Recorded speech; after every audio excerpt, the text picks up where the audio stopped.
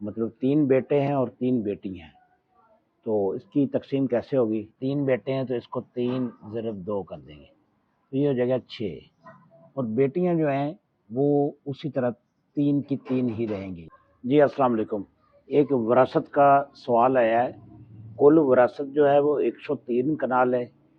بچوں کے والد صاحب وفات پا گئے ہیں، یہ ان کے نام پر رقبہ ہے، ان کی والدہ جو ہے وہ بھی وفات پا چکی ہے، مطلب 3 بیٹے ہیں اور 3 بیٹی ہیں، تو اس کی تقسیم کیسے ہوگی؟ چلتے بورڈ کی جانب دیکھیں۔ سب سے پہلے دیکھیں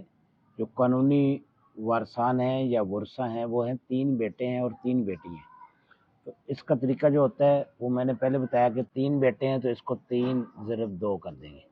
تو یہ ہو جائے گا 6،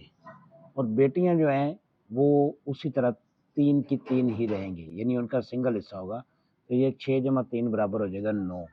تو بہت آسان ہے، 103 کنال جو ہے یہ ٹوٹل رقبہ ہے،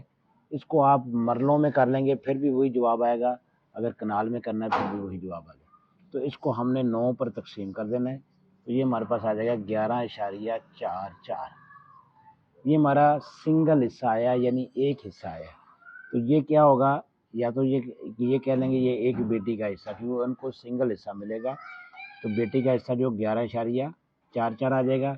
اور اس کو 2 سے ضرب کر دیں گے، 11.44 ضرب 2، تو ہمارے پاس آ جائے گا 22.88۔ ہر بھائی کو 22.88 کنال ملے گا، اور جو بیٹیاں ہیں ان کو 11.44 کنال ملے گا، تو اس کو اگر آپ نے ٹوٹل بھی کرنا ہے تو 11.44 جو ہے اس کو آپ نے ضرب کرنا ہے، کیونکہ بیٹیاں جو ہیں وہ 3 ہیں، 11.44 ضرب 3، تو یہ برابر ہو جائے گا 3 چوک 12، 3 چوک 12، 13، 11 3 33، 34.32 کنال جو ہے 3 بیٹیوں کا حصہ نکل جائے گا، اور جو آپ کے